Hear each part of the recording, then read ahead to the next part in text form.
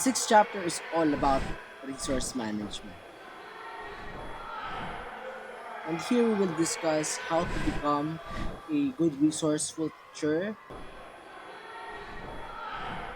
enhance basic skills in resource, develop a sense of resourcefulness,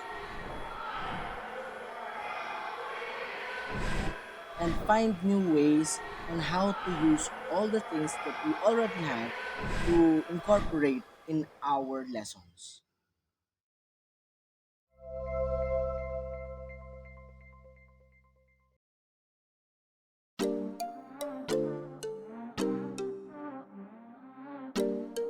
Teaching resources makes lessons interesting and more comprehensible for better learning outcomes. Today, we are going to teach you what resources should be available, how to utilize them, and how to manage them properly.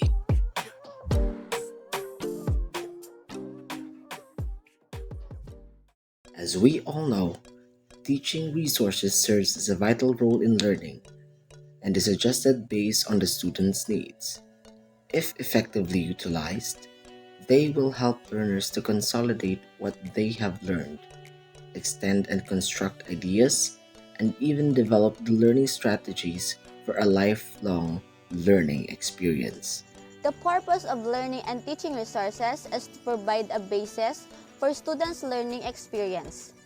They include not only textbook, workbooks, and audiovisual teaching aids produced by the Education Bureau and other organizations. And because of this pandemic, we also need a web-based learning materials like ICT software, the internet, the media, resources in the natural environment, libraries, and the people. The basic consideration in selection of learning and teaching resources as follows. First, they should be in line with the curriculum, aims, and contain key elements of the curriculum. The workbooks and media resources should be applicable in the curriculum and related to the course.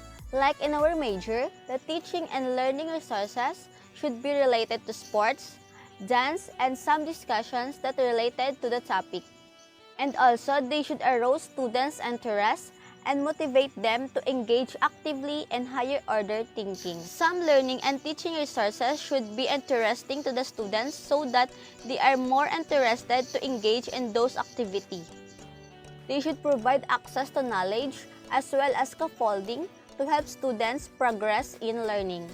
They should cater for students' individual differences by providing a variety of learning activities at different levels of difficulty. In giving activities, it should be depending on some student differences. Learning resources used in addition to textbook should promote independent learning by complementing and extending what students have learned in class. And lastly, they should promote discussion and further inquiry. In the class, there has always the interaction between the students and the teacher. When the students ask or the teacher should ask students about the topic or the students ask a clarification about the topic that discusses by the teacher.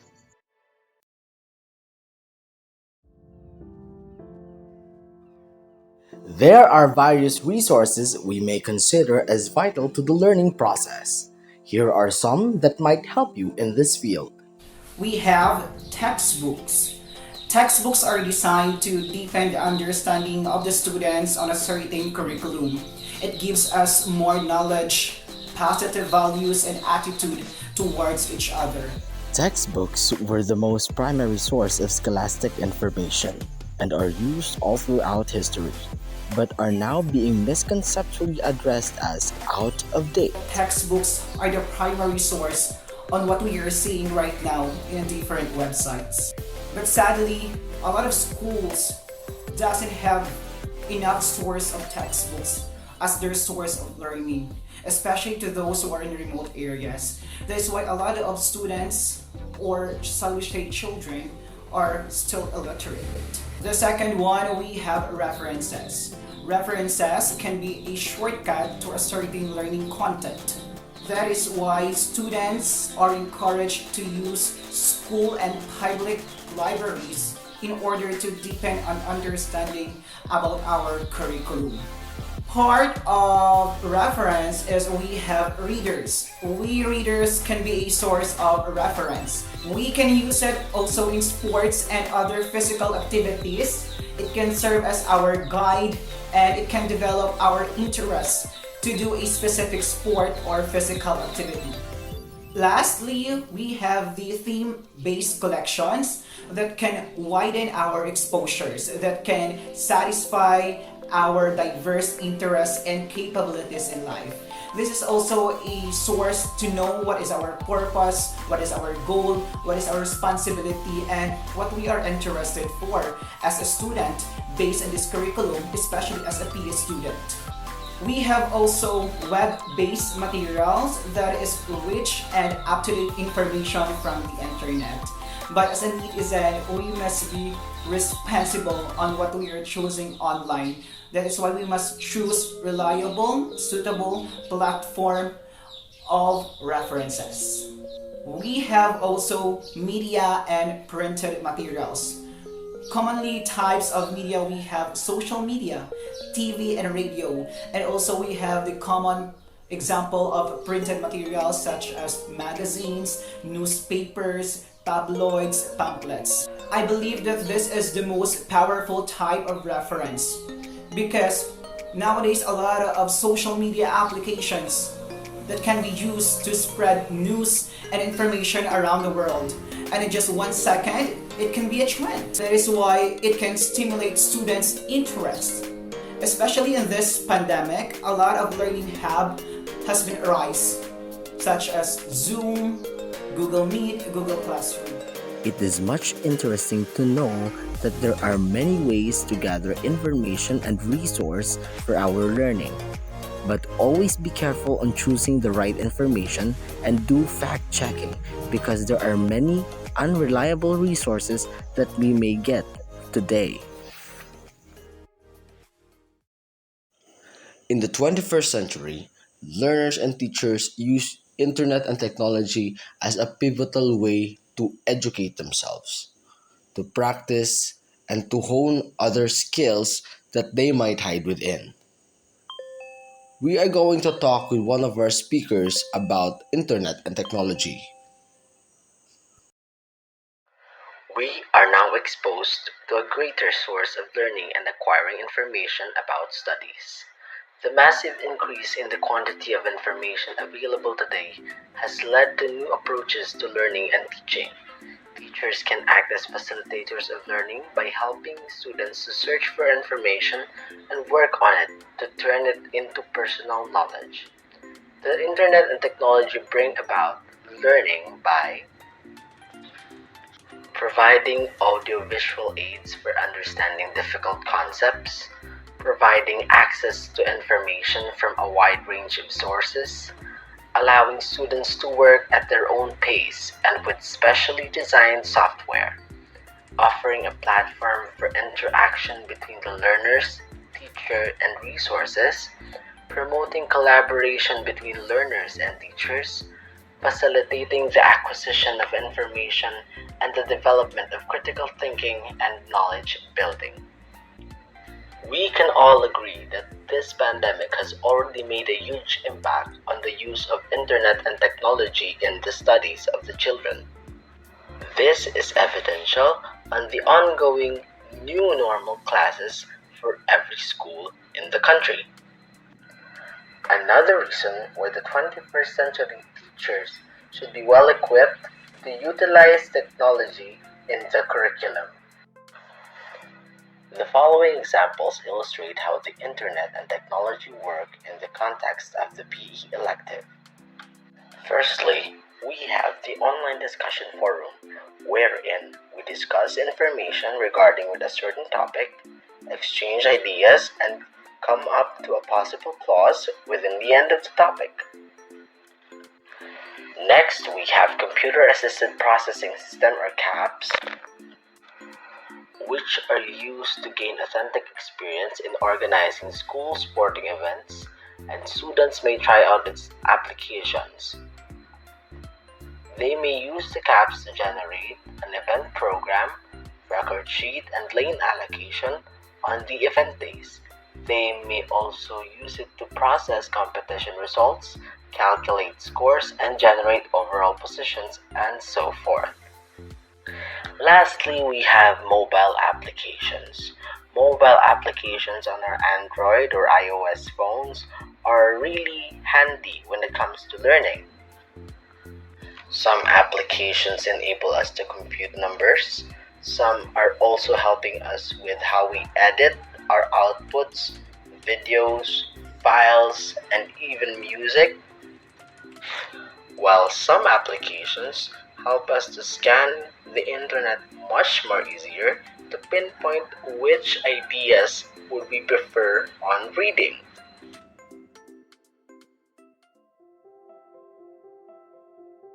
Teaching aids are used in class to promote better and efficient learning. Today we have our speaker to enlighten us more about teaching aids. Appropriate teaching aids, charts, equipments, and objects can make learning and teaching more effective. For example, using of models. Some students have difficulties in understanding. So, one of the remedy is by having a model. For example, a PE student who cannot picture out the different kind of strokes in swimming. So, the teacher may use some videos from internet showing the different kind of strokes in swimming. By that, the student can understand on how to do that kind of strokes. The second example in teaching aids is apparatus and equipments. Students gain hands-on experience by the use of the relevant apparatus and equipments like measuring tools and first aid kits. For example, in a PE class, the teacher may bring his or her racket in lawn tennis or badminton so that her students will gain experience on how to do a proper grip in badminton using the actual badminton racket. Now let's proceed to the community resources available. First, we have collaborations with community organizations, tertiary institutions, and professional bodies. So there are various organizations that provide training, specifically in sports, for students. So the school will send a few students that will go for training. Second is parents and alumni. Parents and alumni are valuable assets to school because they are useful especially in every sport events. So the school may invite such alumni that has experience specifically in sports. So what's the purpose? During the sport events, the parents or the alumni may share her experience related to sports. Third, we have employers. So it is useful for students to gain authentic experience through work or in job-related environment. Saying, for example, short-term apprenticeships or internships. Use of public sports facilities by school. School may apply for the use of public sports facilities for both general PE lessons and elective PE lessons. In order for the students to learn and develop quickly, it is very beneficial if the students will learn in a sports facilities, especially in swimming. We are now halfway through the 6th chapter. Are you still catching on? We are now done discussing with what we can use as a resource in teaching. In this other half, we will now discover how.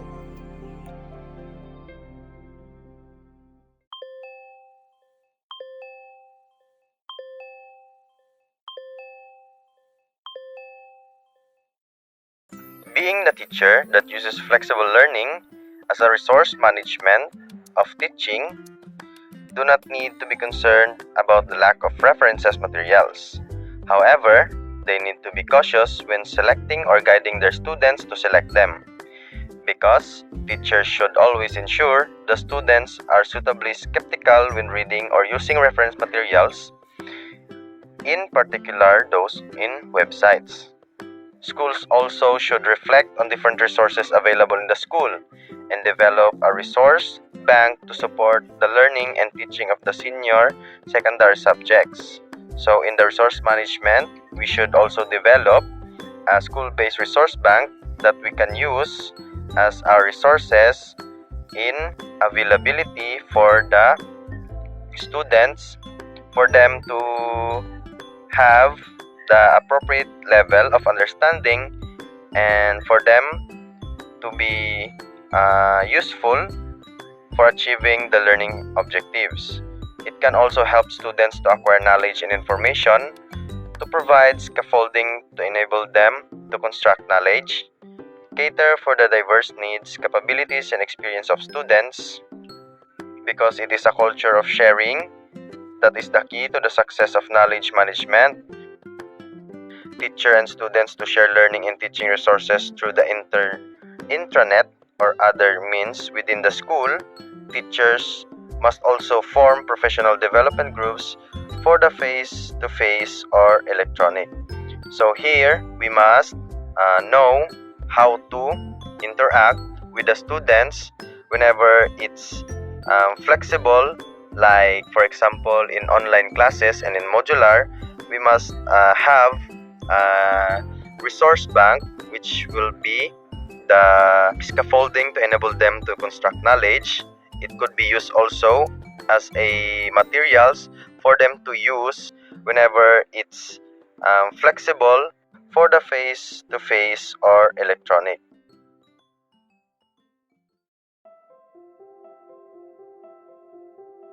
In this next lesson, we will now discover how will we succeed in the goals of resource management. A culture of sharing is the key to the success of knowledge management. For example, in school community, if teachers and students are sharing their ideas, then they are the start in success of one community. Schools should make arrangement for teachers and students to share learning and teaching resources through intranet or within school. For example, teachers and students share learning via a computer like TV or laptop or in library. The accessibility and storage. Students should be encouraged to access learning and teaching resources outside school hours. In outside school hours, schools should be encouraged students to engage in such learning programs that allows them to explore ideas. As some resources may be given to students to loan systematic resources, records are very important to keep. The other measures. To assess school in managing curriculum change, ADB has provided them with a one-step curriculum resources directory service.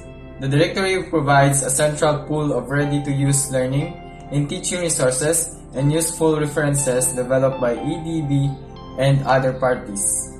The ADB provides unready-to-use learning such as TVs, computers, and it provides support to teachers by recommending classroom-based interventions for students who are struggling academically and behaviorally. The ADB will maintain close ties with the relevant departments of local teachers' education institutions about the development of the PE elective to ensure that their pre- and in-service programs are in line with the latest developments in the senior secondary curriculum. Also, the ADB is the one who developing and reviewing policies, programs, and legislations in respect of education from pre-primary to tertiary level, and overseeing the effectiveness implementation of educational programs. To assess schools in implementing the senior secondary curriculum, ADB will provide them with additional funding and to encourage flexibility in the use of resources to cater for their diverse needs. Schools are advised to refer to the relevant and latest circulars issued by ADB from time to time. Thank you and God bless. Did you enjoy the lesson so far? And now here we are with the last topic with Mr. Jairus Villalva with his views and insights on different teaching and learning activities. Learning and teaching activities are the best way to go when we are handling education. Here are some examples that might help you educate some of your learners.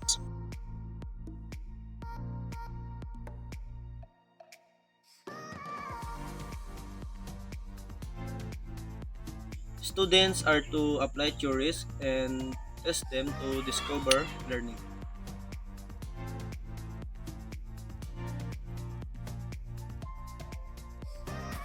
It is much easier for students to comprehend information with graphic organizer.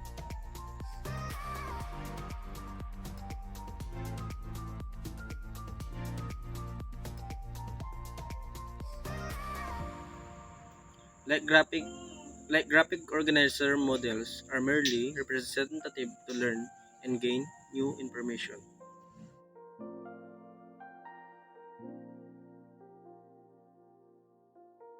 It is currently needed for us to have lectures to gain new learning.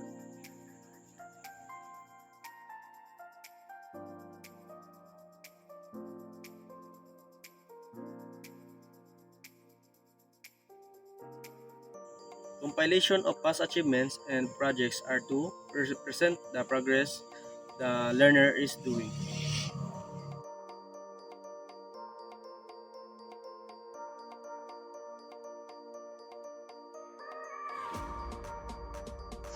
Giving out multiple tasks to comprehend and attain with directiveness and approaches. Researching and reading literatures to achieve more boundaries of learning.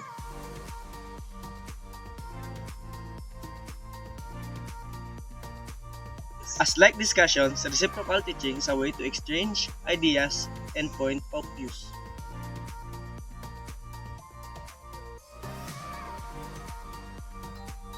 In order for us to reflect things and our learnings, we must have a self-mirror.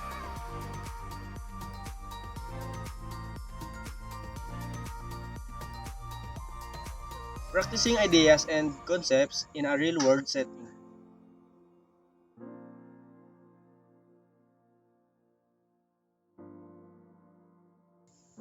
Having conversations with peers are effective to easily adjust to learning new ideas.